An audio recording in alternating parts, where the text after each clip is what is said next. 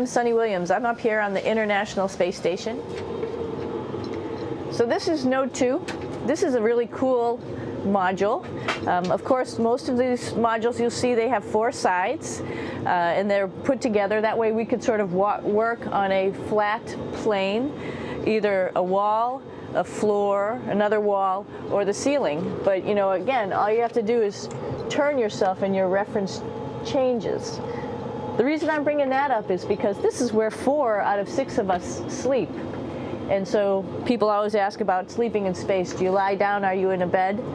Not really, because it doesn't matter. You don't really have the sensation of lying down. You just sit in your sleeping bag. So here's one sleep station right here. I'm going in right now. You can follow me if you want. So I'm inside. It's sort of like a little phone booth, but it's pretty comfy. I've got a sleeping bag right here that we sleep in, so we don't have sort of like a little bit of a cover. We don't fly all over the place.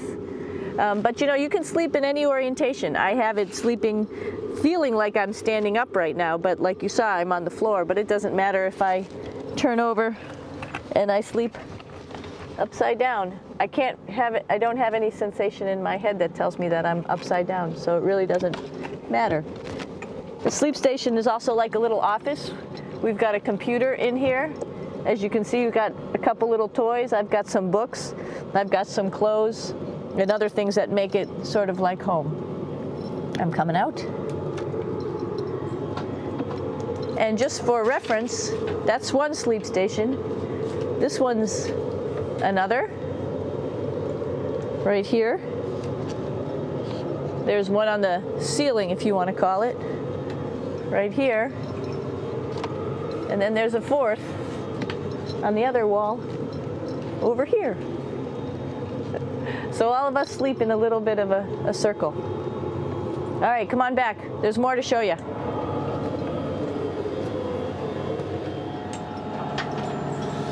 I know that there's some questions about how to use the bathroom and how do you actually live in space like normal, like at home. I mentioned real quickly about getting up in the morning and brushing your teeth and washing your face. Well, how do you do that? Well, here is the bathroom, essentially. You get up in the morning and we have a little kit, and it has all the essential things that you need, like your toothbrush and toothpaste and brush. See how much better the brush makes my hair look? I'm just joking. It still stands up straight. It doesn't matter where you are. It's always going to stand up straight while you're up in space. A lot of people ask about toothbrush and toothpaste. So, luckily enough, toothpaste, you can do it upside right this way, is sticky, and so it sticks to your toothbrush. No problem. Another cool thing is that water sticks to your toothbrush too. If you can see it, I'll have some water come out. The water is pretty neat up in space. It'll stick to your toothbrush and it will make a big bubble, and that's just by surface tension. And then you can drink it. So a lot of people ask about what do you do with the toothpaste after you brush your teeth.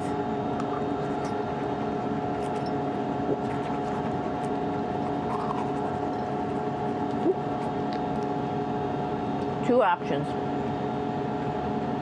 Swallow it, and it's sort of like mouthwash, but it tastes a little gross. Or you can just spit it out in a paper towel, and then you don't have to worry about it. Swallowing thing I wouldn't recommend at home. I'm only up here for 4 months, so it's not that bad. One of the most pressing questions about living in space, of course, is the bathroom. So let's take a look at that little piece of work. Come on in.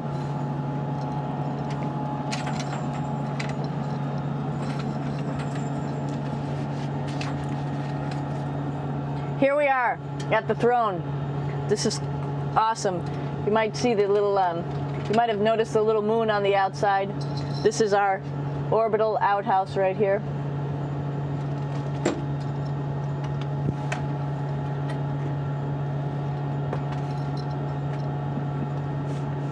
And of course, it serves for two functions. Number 2, right here. I'll show you. But you see it's pretty small, so you have to have pretty good aim, and you'll be ready to make sure things get let go the right direction. And it smells a little bit, so I'm closing it up. And that's, of course, for number 2. And this guy right here is for number 1. So there's sort of two slightly separate functions, but you can do a little, essentially both, by hanging on right here and doing number 1 and number 2. I might add it's color coded, so you really don't get it mixed up, which is nice. This is yellows for number 1. And also there's a selection of paper. People always ask about toilet paper. What do you do with toilet paper? What kind of toilet paper do you have? We have gloves, just because sometimes it does get messy. We have some Russian wipes, which are a little bit coarse if you like the coarse type of toilet paper. We have some nice tissues, which are nice and soft if you like soft toilet paper. We have Huggies, just for any cleanup. You know, we were all babies once, and this sort of helps. And then if things get really out of control, we have disinfectant wipes, just to make sure we clean up here. Because, you know, just like the water I showed you, the number 1 stuff can sort of go all over the place if you don't aim correctly. And did I mention both of these have a little bit of suction, so they should keep things going in the right direction. But like I said, sometimes things get a little out of control if you are out of control yourself flying around. So we have lots of protective stuff. And of course, you do have your privacy. There's a little door, so other people know that you're in there. Here's a pretty cool place. This is sort of like in your house where everybody meets in the morning. After you wash your face, brush your teeth, you want to find something for breakfast. And this is our kitchen. You might notice there's all sorts of foods here. It's like opening the refrigerator. You got all your different stuff that you want to have: drinks, meats, eggs, vegetables, cereals, bread, snacks. And that's a good place. That's where you find all the candy. Side dishes, and then some little power bars just in case. So we have all this type of food. Some of it is dehydrated, and so we have to hydrate it, fill it up with water. Some of it is all ready made, and then all we have to do is heat it up. So something like this, I'm pulling out barbecued beef brisket. Pretty yummy. Not only is this food made in the US, but we also have food here from Japan. We've got Russian food. As you can see, all these red containers are filled with food that's from Russia. And then we get some of our specialty stuff, some things that we like, some of our favorite stuff that your family can send up. In fact, I like fluffernutters, and so I got sent up some fluff so I could make my fluffernutter with peanut butter. So you have a lot of food up here, no problems. Now, I'm going to say where we are. So right now, we're in the Japanese laboratory. It's one laboratory out of many here on the International Space Station. It's actually on the left-hand side. If I was the International Space Station and I was flying through space like this, my left hand would be where the Japanese laboratory is.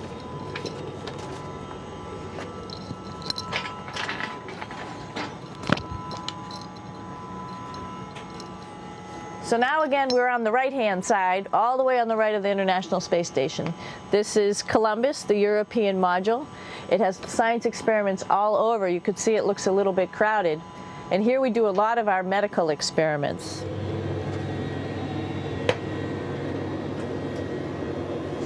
Here we are in the US laboratory.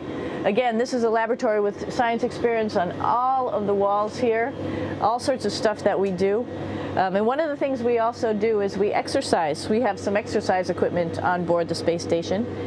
We need to do that because we lose bone density and muscle mass while we're up here, and that's a result of not having to fight against gravity. So how we keep ourselves in shape are with a bike, a treadmill, and a weightlifting machine. This is the bike. You notice the clip pedals? So all you need to do is actually clip your feet in, and then you can start pedaling. You don't need a seat because you don't sit down. Actually, I haven't sat down for 6 months now, so you don't need any type of seat. Just make sure you're held in with your pedals. You probably see that the bike bounces around a little bit. As I move it, it's not steady and held to the wall firmly. And the reason for that is the space station is pretty big. You saw that there's also solar arrays on the space station. If we start putting any forces into the space station, it's going to make those solar arrays bounce around a little bit. So to prevent that, the machines bounce around a little bit, move around a little bit, and that way we don't put any forces onto the structure of the spacecraft out to the solar arrays. All right, a little farther on. Come on.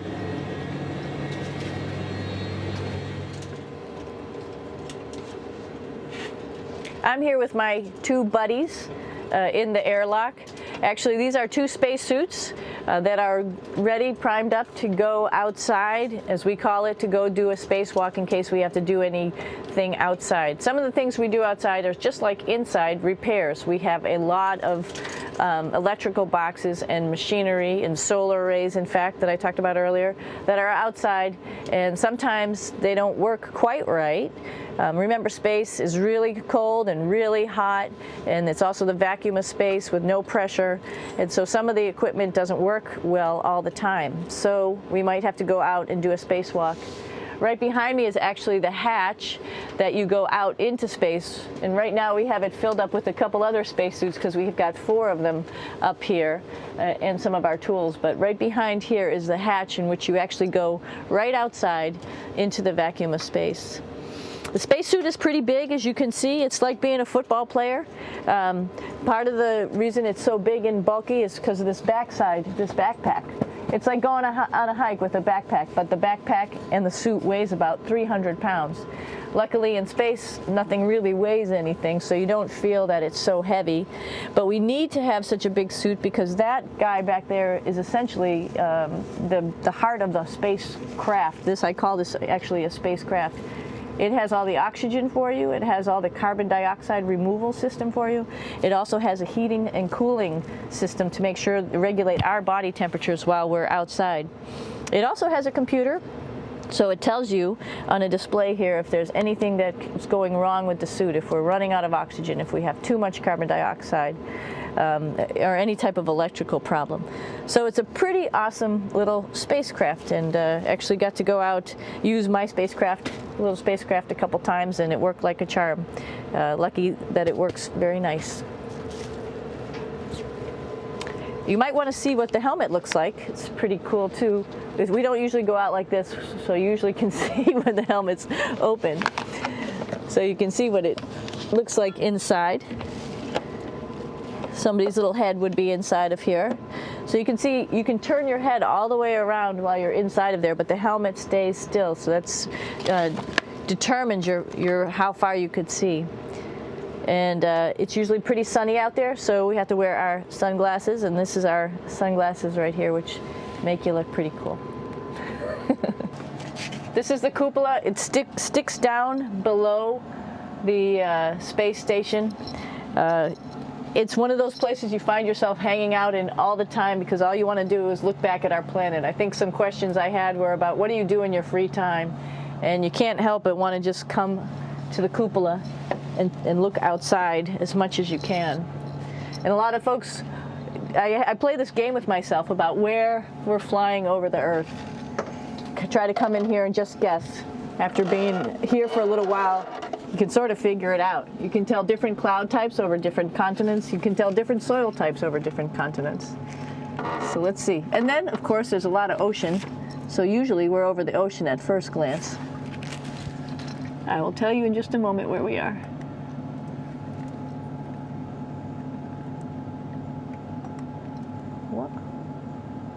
There we go.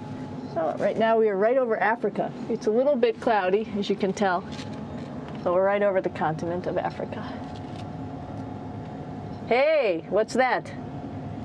I think that's a Soyuz spacecraft. That's the spacecraft that's taken us home to planet Earth today. Oh my gosh. We might have to go take a look at that. That's pretty cool. It's a little bit smaller than the rest of the spacecraft, the space station, so you'll see if we go there, it'll be a little bit more crammed. But we're going, you can look all the way back to the back of the spacecraft, which is where the Russian segment is, and then you could look all the way forward to the front of the spacecraft, where the Japanese laboratory, the European laboratory, and the American laboratory are, and then back to the solar arrays where we started this morning when we were looking out the Japanese window.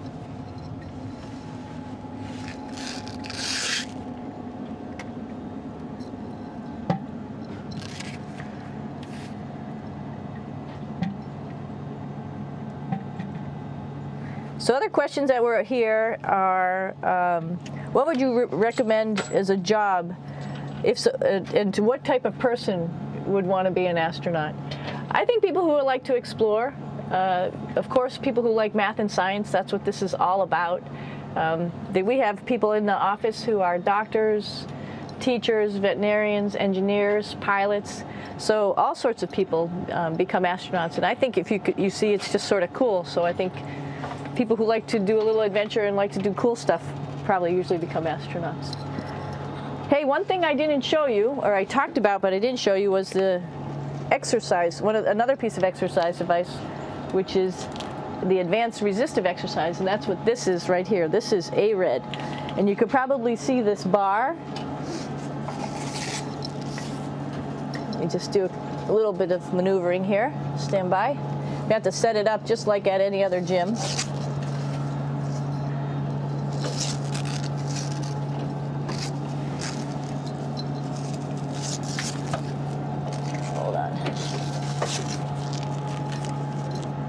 Show you how this works.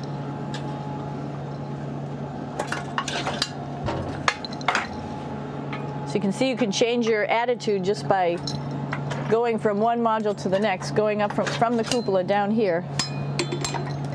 This is what we call the ARED, and with this you can lift weights based on vacuum in these cylinders, just like you do at home at a gym. For example, if I wanted to do a squat, I could do it like this. Oops. I should need some weight on this thing. I'm not lifting with anything, so it's too easy. One of the cool things you could do things that you can't do at home. For example, single leg squats with just one leg, because the other leg, you won't fall over. So all sorts of stuff. You can also do bench press. We have a bench that we could add on here, so you can work on your beach muscles.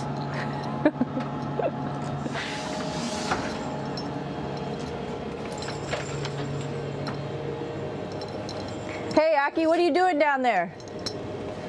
Crashing things. This is one of the cool things about space too. It sort of looks like there's a big old hole here, but you don't even think twice about it. You could just jump over the hole, or if you want, you can go jump into the hole. I'm coming down. Woo!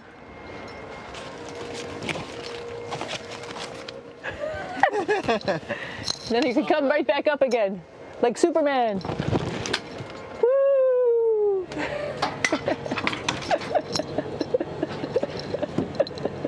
We're lucky we have a really cool big space station that you can fly around in. That's actually called the PMM.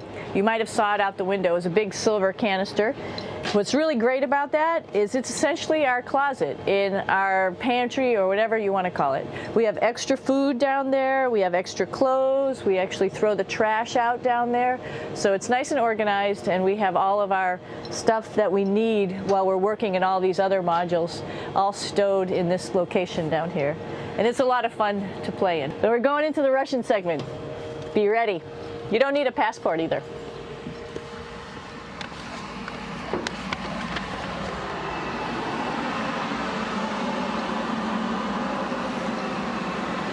It goes a lot farther back than this. We'll go take a trip and say hello to the boys down there in just a minute. Well, let's do that first, actually, and then we'll go down to the Soyuz at the very end. This is Yevgeny. Hi. Doing a little tour.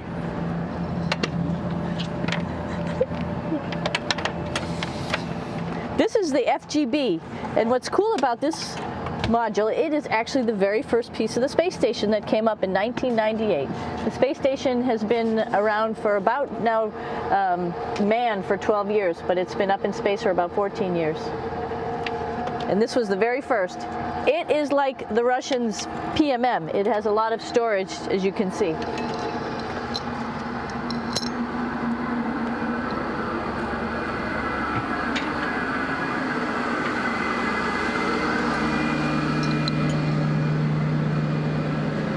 Можно? Снимаем. Чуть-чуть. So here we are in the heart of the space station, really. This is the service module. This is the central post. In case we had any problems, I know a couple of the questions were about what type of things do you have to worry about. And some of the things we have to worry about in space are fire. If we had a fire, if we had a depressurization, like we were hit by a micrometeorite and it made a hole, or if we had some type of toxic atmosphere. We use ammonia for our radiator, so there is a possibility that ammonia could come into the vehicle, and then it would be bad for all of us. If we have any of those problems, we come right here, which we call the central post. It is the main heart of the space station. It was also the first computers that came up here that ran the space station, and so behind this wall right here are these main computers. So we gather here as a group of 3 or 6 and then figure out how we're going to either fight the fire, patch the hole, or solve the toxic spill. And what's cool about this module, of course, it's the central post. It also has great windows right down toward Earth. It has controls to fly in visiting spacecraft if they need some assistance right here. It has Russian computers as well as American computers to help us control anything we need to on the space station. It's a couple of our crewmates back there, Oleg Novinsky on the right and Yuri Malenchenko on the left. And there's also a second bathroom here, which is really cool because 6 of us going to one bathroom is really tough. And so there's one bathroom here and one bathroom on the other side where I showed you. And you can probably see on the wall behind Oleg and Yuri some of the heroes of the space program. Sergei Korolev, who was a chief designer of putting men into space, and of course on the right-hand side, Yuri Gagarin, the first man to go into space.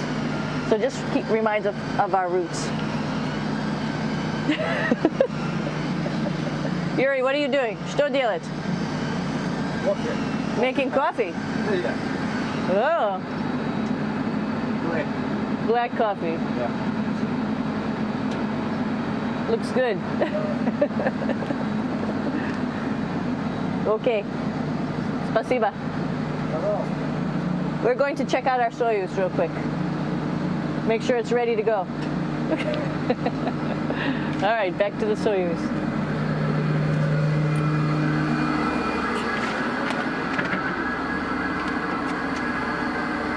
I'm going to stop here just for a quick second. You can see on the Russian spacecraft there's also other modules that stick out, down, and above. Right here is, let's see, I'm trying to be oriented. That's a place where we do spacewalks from for the Russian side. There's Russian spacesuits in here, and also a visiting vehicle which brought fruits and vegetables and becomes a trash container when we undock. Up on this side is also a future place where they're going to do spacewalks from, and connected to it is Kevin's, Oleg's, and Yevgeny's Soyuz spacecraft. And now let's go see ours. Whoa. Извините. No problem. Это пробка.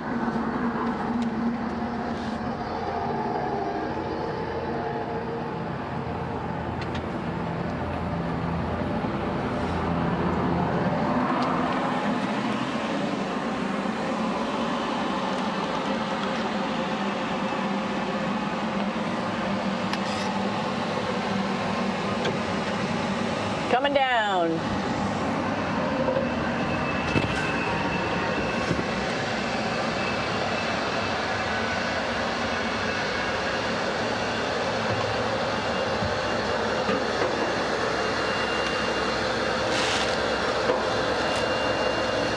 a little tricky getting in here.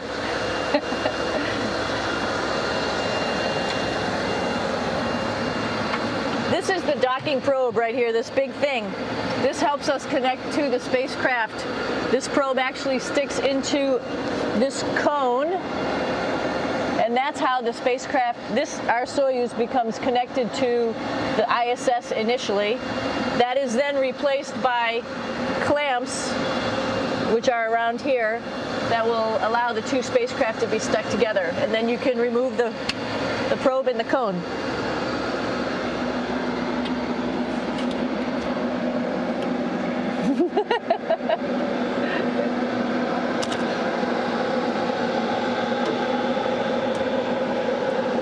You okay? All right, so here we are in the Soyuz. This is what we call the BEO, the living compartment, Bitovoy Otsek in Russian. It also has a little bathroom. It's not as good as the other bathrooms, so we try not to use it too much. It has drinking water in it if we need something to drink. And then, of course, it's filled up with a lot of cargo for us. Bringing up and also bringing back down. It has a second purpose when it comes back to Earth. It serves as a garbage container. During the descent, we'll get rid of this area right here, and everything that's in it will just burn up as it's coming into the atmosphere, so that way we can get rid of a little bit of trash. But the main area where we were on launch and where we're going to be on descent is down here, because we're not part of the trash. So we're in a safe place. So we're in the descent module, SA. It's a little small, but you can get in.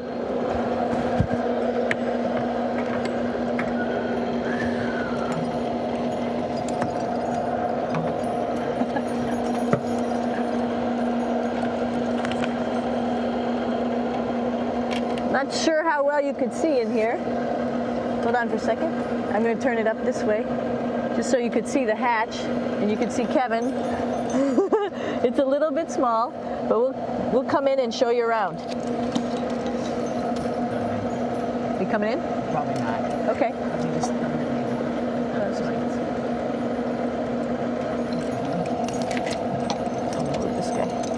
Got to move a couple things. We were just starting to get ready. We're preparing a couple days ago for our ride home.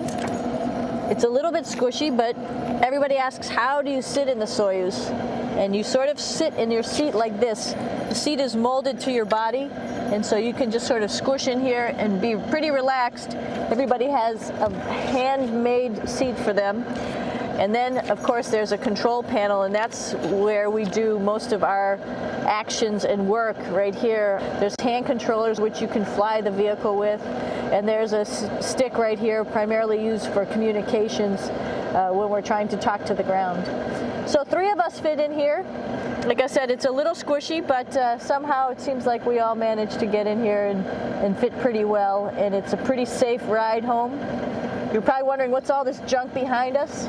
Well, it's all of our parachute, first of all, and then it's all of our survival gear, just in case we end up landing in some strange place on the planet and nobody's there to rescue us right away. We have all sorts of survival gear with us, keeping us safe in here. So they've pretty much thought of everything. And we'll be home on the planet within the next 12 hours, pretty sure.